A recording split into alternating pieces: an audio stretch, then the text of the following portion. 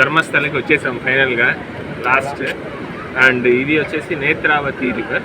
మనం ధర్మస్థలి టెంపుల్కి వెళ్ళే ముందు ఇక్కడ నేత్రావతి రివర్లో అందరూ స్నానం చేసి తర్వాత మంచి డ్రెస్ వేసుకొని నేత్రావతి రివర్ దగ్గర స్నానం చేసుకొని ధర్మస్థలి టెంపుల్కి వెళ్తాను.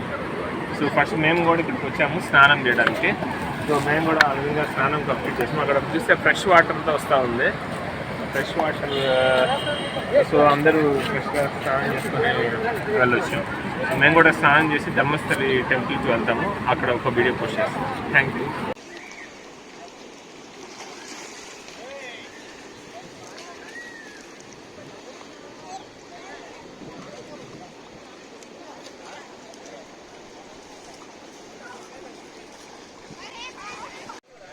హలో అండి, ధర్మస్థల మెయిన్ టెంపుల్ ఇప్పుడు నేను ఫస్ట్ టైం చూస్తున్నాను. మంజునాథ స్వామి ఆలయం. సో మంజునాథ స్వామి ఆలయం శివుడు అండ్ పార్వతి ఇద్దరు ఉన్నారు. దర్శనం అయింది, తొందరగా అయిపోయింది. ఓన్లీ 10-15 మినిట్స్లో అయిపోయింది. ఈ విధంగా ఇప్పటి వరకు నాతో పాటు వచ్చిన నేను నెంబర్ ఆఫ్ టైమ్స్ వచ్చినా ఇంకా తొందరగా అవ్వలేదని చెప్పాడు. సో గాడ్స్ వేస్ తొందరగా అయిపోయింది. Okay, thank you sir. So తర్వాత వీడియో కుకే సుబ్రహ్మణ్యం దగ్గర వెళ్ళి తీస్తాం.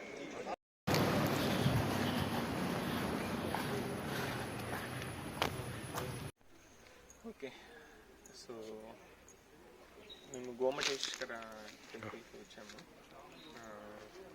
ధర్మస్థలిలో ఇది కూడా ఒక ప్లేస్.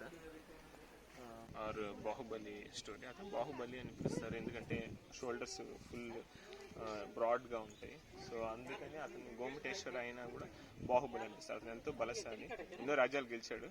కానీ చివరికి బ్రదర్ మీద గెలిచి దాన్ని మోక్షం పొందలేక అతను ఈ విధమైన డెసిషన్ తీసుకొని పీస్ కోసం అని చెప్పేసి రాజ్యాన్ని ఒట్టి బట్టలతో అప్పచెప్పేసి వెళ్ళిపోయాడు. వెళ్ళి తపస్సు చేసి మోక్షం కోసం ట్రై చేశాడు. సో ఇది బాహుబలి స్టోరీ. ఓకే,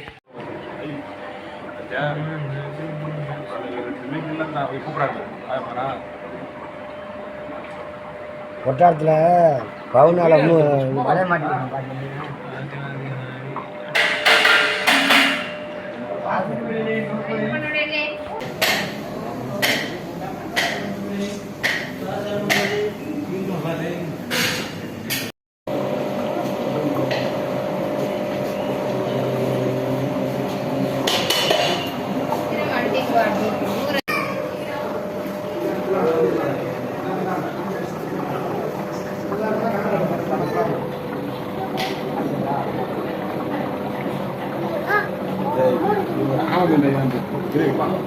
வைரம் ஆத்திரி நாடாறு கிடைக்கும் வெள்ளம் மட்டும்